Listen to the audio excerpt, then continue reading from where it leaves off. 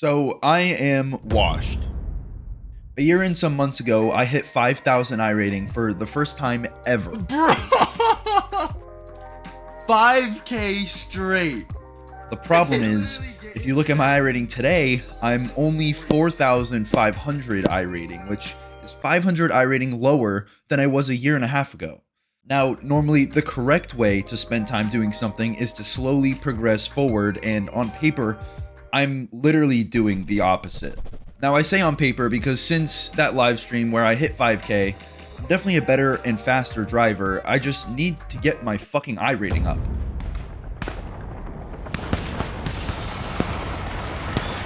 And what better way to do that than driving the Porsche Cup? I'm sure there's many better ways, but I'm concerningly addicted to driving this car, so that's how I'm gonna do it.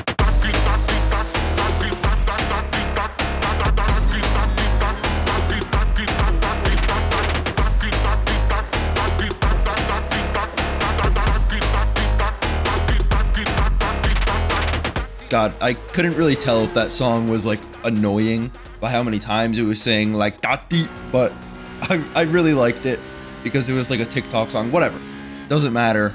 Something else I want to mention from that intro is my graphics are a lot worse than they used to be. I don't know if anybody else notices that. I think it's just a me thing. Just I can notice that, but they are a lot shittier than before. So I'm gonna start GoFundMe for a new GPU. But anyway, we have new overlays, as you just saw. We have the input data in the middle, and we have the wind chart on the right, which is really important, so keep those in mind.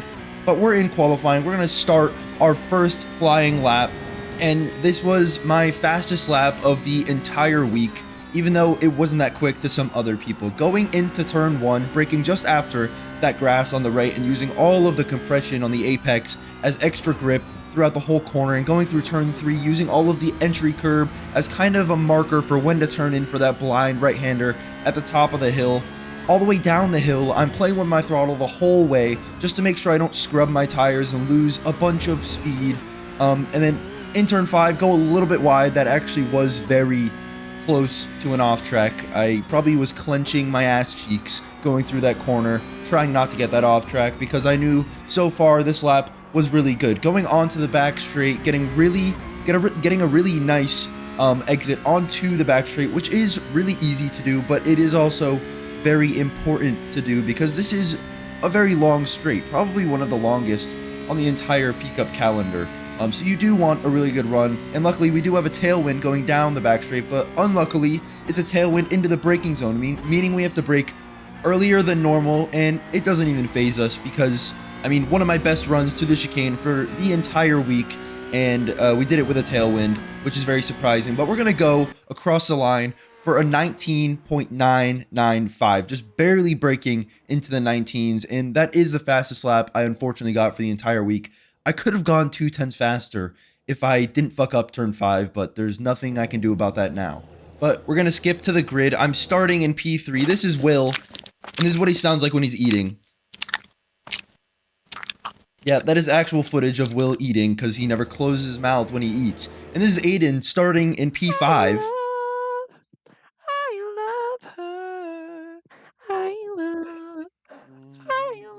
That is actually Aiden singing, by the way. I don't know why I included these clips of them. I just kind of wanted to embarrass them. But Will is starting in P2. Aiden is starting behind me in P5. We're in P3 with a really fast guy in P1. So my main goal is to get a decent launch, stay behind Will, and hopefully Will can keep up with the guy in P1.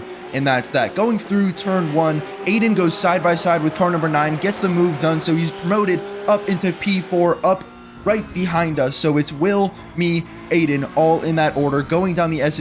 You can already see that guy ahead, literally just pulling away even from Will on cold tires. I never got this confirmed, but I'm pretty sure that guy is Aaron Baba on another one of his alt accounts, but I can't really confirm that 100%, so don't quote me on that. But yeah, regardless, he is as fast as Aaron Baba, and if you don't know who that is, it's a pro. So yeah, I need Will in between me and him to make sure I can keep contact with the slipstream of the lead pack, because without Will in between us, working as kind of a middleman, I would lose the leader slipstream really quickly. But we're gonna skip onto lap 2, going through the first sector, and Will has caught him a little bit.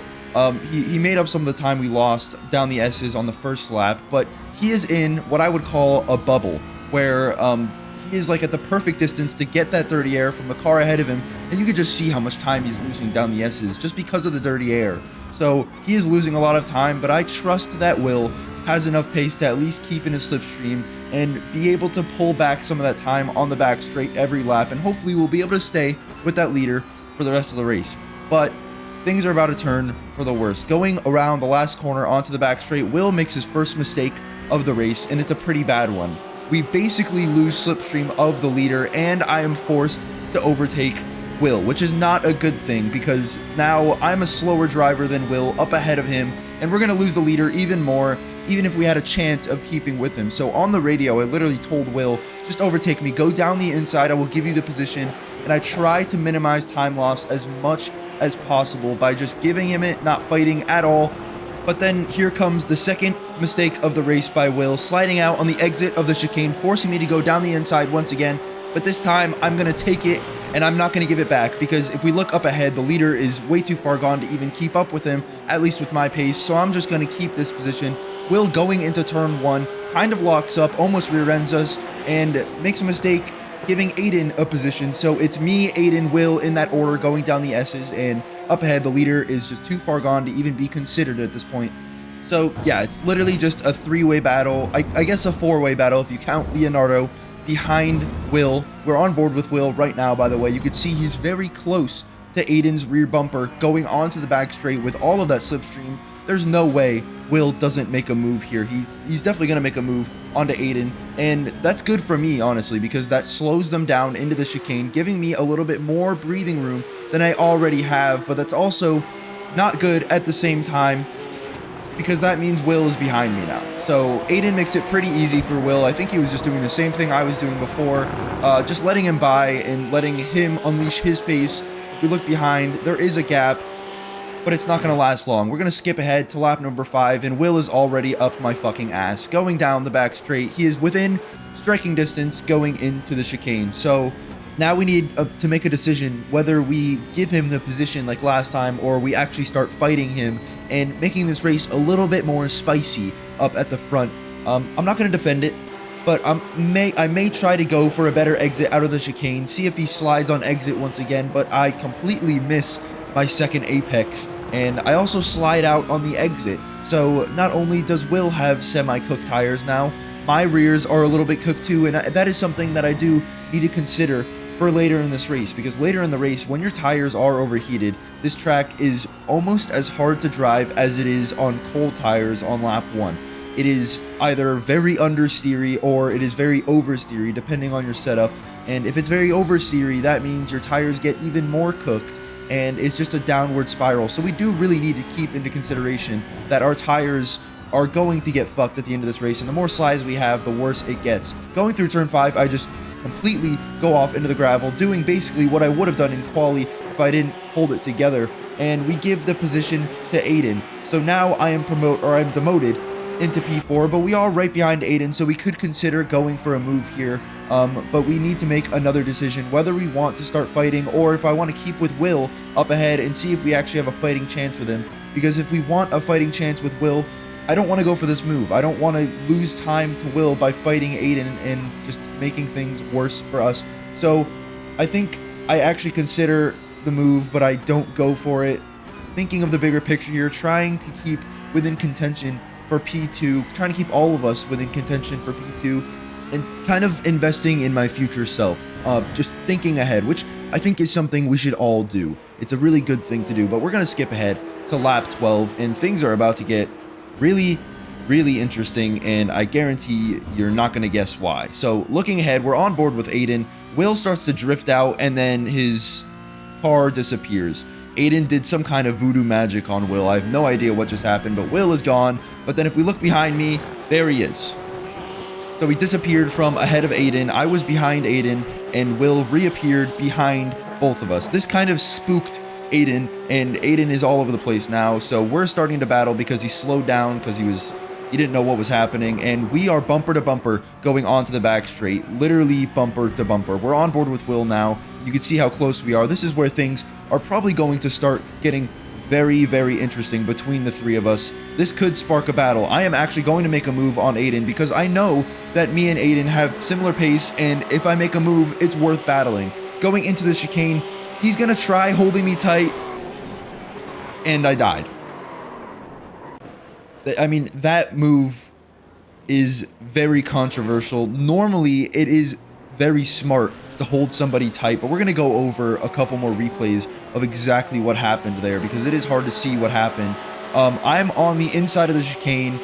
Aiden's on the outside. He doesn't open up the corner all the way, and neither of us have triple monitors, so I have no idea where he was. He was in my blind spot, so I figured he was opening up the corner all the way into the entry curb of the corner, which is the normal racing line, and he didn't. He was trying to hold me tight. As you can see here, he's a little bit more to the left than normal, and I move over.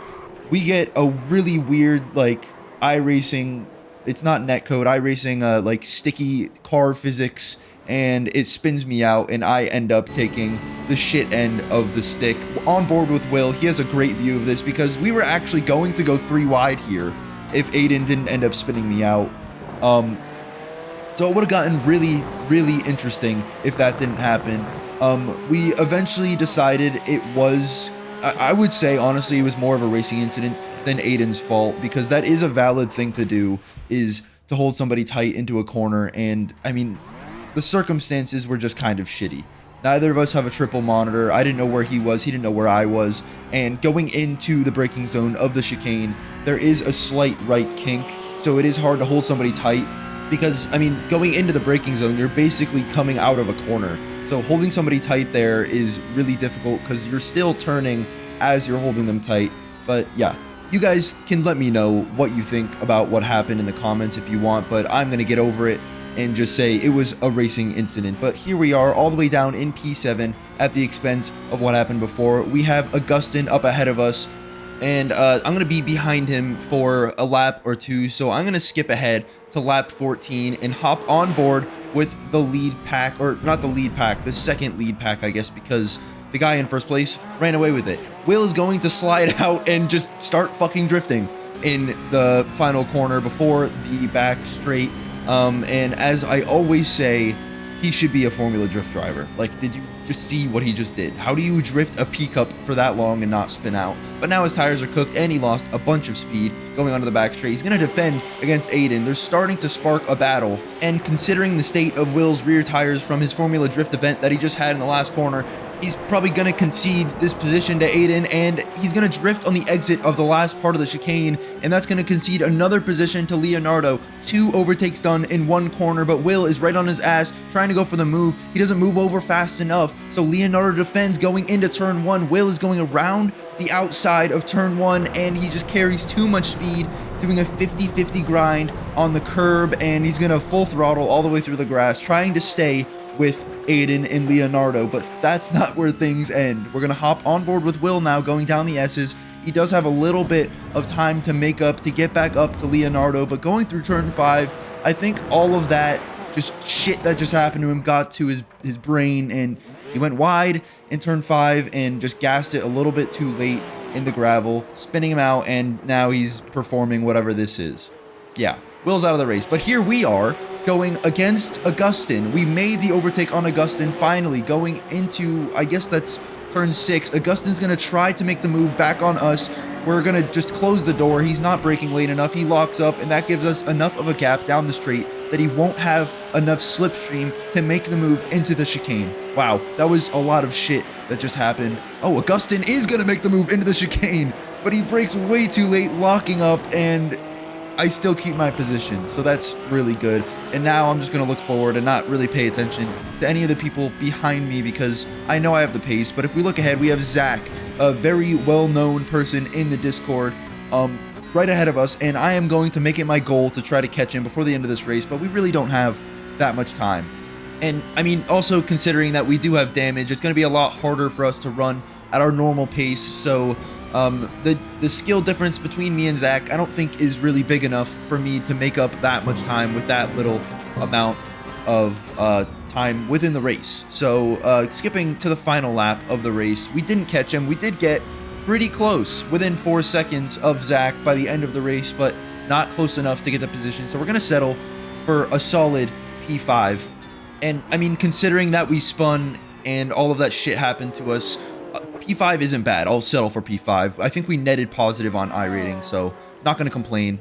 But I'm going to go right into race number 2. This race was wild. Here we are starting in P2, and right behind us in P3 is Renee from the Discord. Right behind him in P4 is Nate from the Discord. And starting in P1, this guy is Gabriel. We're going to be battling with him basically the entire race. But we're going to go driver eye view for the start of this race, and I'm just going to let you enjoy the start.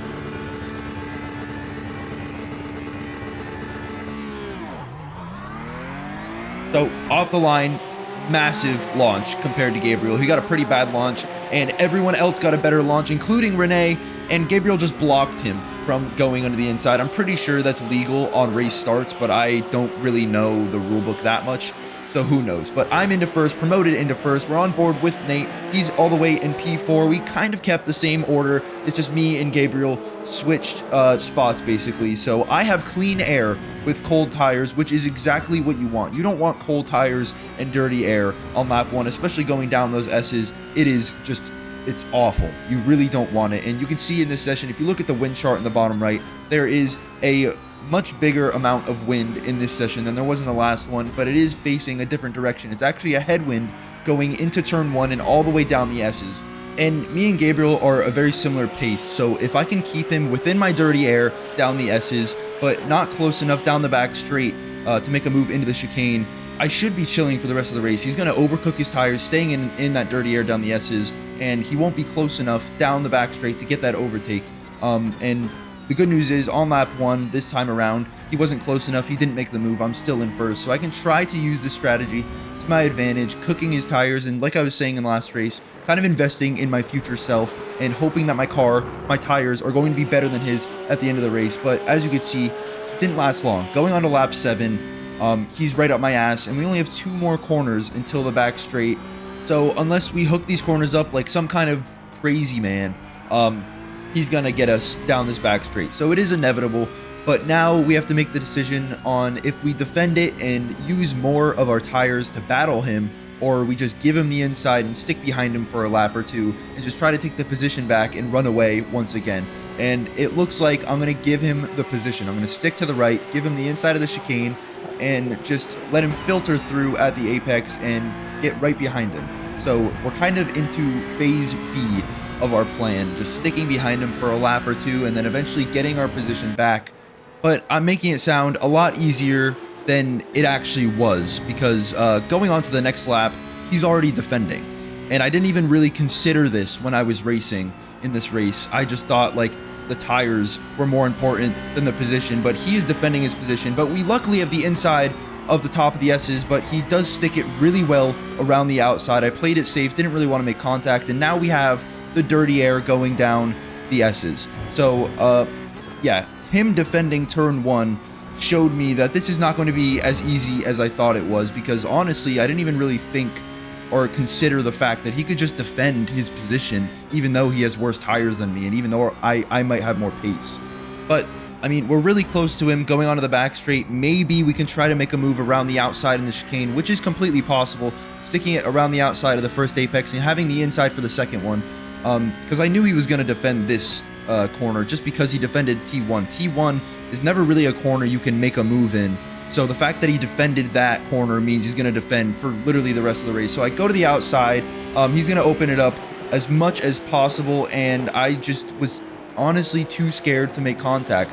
I didn't want to risk crashing out of the race just to get the move done on that lap. So we're back behind him once again, going on to lap 9 now. We have plenty of time in this race to try to make a move, and going into turn 1, I see if he's going to defend turn 1 again, and he does. So he is aggressively defending his position. He is not going to want to give this up, and I mean, this is going to be a very long race if he keeps doing this, and I mean, we're just going to have to find a way to counter his defense, because it is very easy to keep your position if you're aggressively defending like he is. And by the way, this is what I was talking about down the S's. You could see how washed out I get at the exit of those first couple S's The dirty air is no joke going down those corners, especially when you're within that range where you're like not right behind them, but you're within that bubble where all of that air is just like not hitting you at all. It's really, really bad. But yeah, we're gonna have to counter his defense by trying some shit that would just throw him off, because if he's defending like this, there's really no other way around it other than finding some crazy shit to do. But we're going into the chicane. He's going to defend really early. We're not even close enough to make the move, but he is defending. That just shows how much he really wants this P1. We get a better run out of the chicane, but he's going to move to the right faster than we can, and he's going to defend his position going into a flat-out corner. And then, how much do you want to bet he's going to defend turn 1?